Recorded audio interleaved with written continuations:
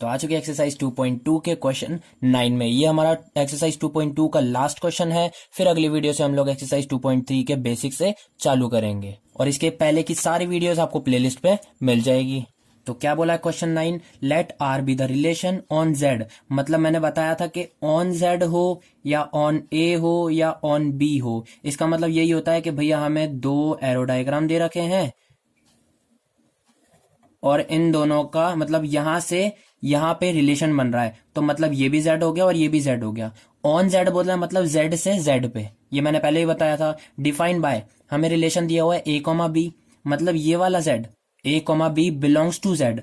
आगे वाला बी ए को बिलोंग करेगा, पीछे वाला जेड बी को बिलोंग करेगा। आगे वाला जेड ए को, पीछे वाला जेड बी को। हमें क्या बोला है, A comma B is such that A comma B belongs to Z, वो हमने कर ही दिया।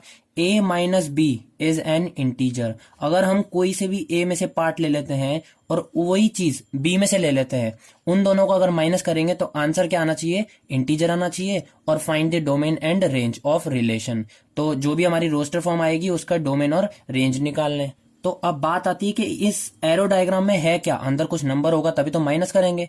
अब मैंने बताया हमें पता है कि ये जेड को हम इंटीजर बोलते हैं।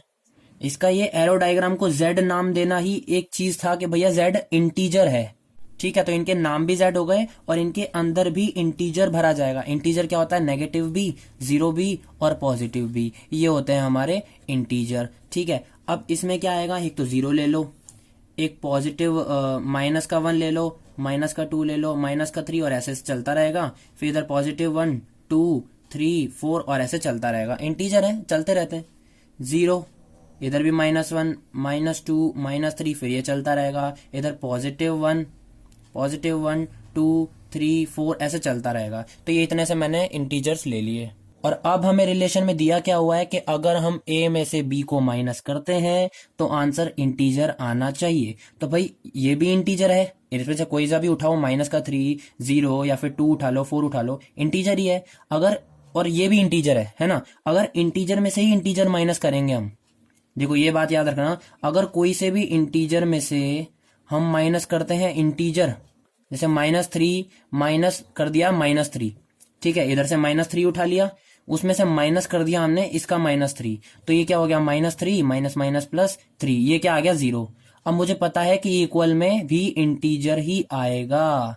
तो अब बताओ भाई, 0 इंटीजर है नहीं है, 0 भी क्या है, इंटीजर। तो ये पता चल गया कि अगर इंटीजर को इंटीजर में से माइनस करते हैं तो आंसर भी इंटीजर आता है। -3 ले लिया मैंने, उसको माइनस करा -3 से, तो ये क्या आ गया, 0 आ गया। 0 भी इंटीजर में आता है, मुझे पता है। तो ये बात हो गई कि भैया इंटीजर में से अगर हमने इंटीजर को माइनस करा तो आंसर भी इंटीजर आएगा। तो हमें तो रिलेशन बनाने, तो मैंने कहा यार इंटीजर तो सब पे आ रहा है और हमें यही बोला था कि अगर ए में से बी को माइनस करेंगे तो आंसर इंटीजर आना चाहिए।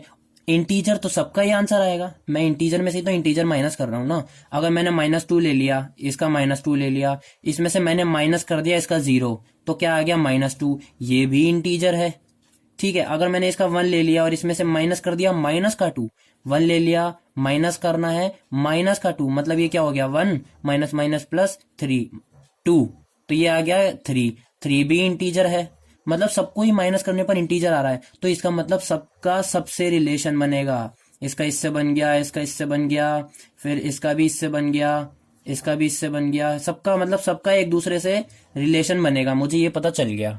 तो एरो इस तरफ बनेंगे क्योंकि रिलेशन Z टू Z है, इस Z से इस Z पे आएगा, ये पता चल गया। मतलब अगर हम इसका रिलेशन लिखें रोस्टर फॉर्म में तो इसका क्या आ जाएगा, -3 का -3 से भी बन रहा है रिलेशन, फिर -3 का -2 से भी बन रहा है, -3 का -1 से भी बन रहा है, -3 का 0 से भी बन रहा है। ऐसे करके सबका रिलेशन सबसे बनेगा। -1 का 1 से बन जाएगा, 0 का 1 से बन जाएगा, 1 का 2 से बन जाएगा, 1 का -3 से बन जाएगा, -2 से बन जाएगा, 2 का 0 से बन जाएगा, 3 का -3 से बन जाएगा, या फिर 2 से बन जाएगा, किसी का भी। मतलब इसमें इंटीजर में से अगर हम इंटीजर माइनस करेंगे तो आंसर इंटीजर आना चाहिए। और आंसर तो कुछ भी आए, हमें तो पता है इंटीजर है, इंटीजर है, हमें सबको पता है। तो मतलब सबसे एरो जा रहे हैं इस रिलेशन से मतलब इस सेट से जेड वाले ए से सबसे एरो जा रहे हैं और इस पे सब पे एरो आ रहे हैं। तो डोमेन क्या होता है हमारा, मैंने आपको बताया जिससे एरो जा रहे हों,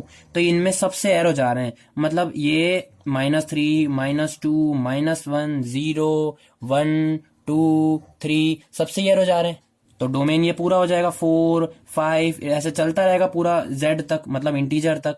तो ये मेरा डोमेन निकल गया। अब अगर मैं रेंज निकालूं तो रेंज में क्या होता है, जिस पे एरो आ रहे हैं और मुझे पता है कि एरो सब पे आ रहे हैं, तो रेंज भी यही सेम हो जाएगी, -3 -2 -1 0 1 2 3 4 5 कहीं तक भी ले जाओ, हमारा तो इंटीजर तक आ रहा है पूरा। और मुझे ये भी पता है कि डोमेन अगर ये आया है तो इसको हमने क्या नाम दिया था, नीचे z नाम दिया था, और अगर रेंज भी यही है तो ये भी यही होगी, क्योंकि z टू z ही रिलेशन बना है। तो डोमेन क्या आ जाएगा इसमें, z बोल देंगे, और रेंज क्या आ जाएगा इसमें, इसको भी हम लोग z बोल देंगे। यही दोनों चीजें निकालनी थी, यही हमारे दोनों डोमेन और रेंज आ चुके हैं। एक बार वापस देख लो, डोमेन भाई ये चीज हमें पता है कि ये z है, ये भी हमें पता है कि ये z है, तो इन दोनों को हमने z बोल दिया, और यही हमारा मेन आंसर है क्वेश्चन 9 का।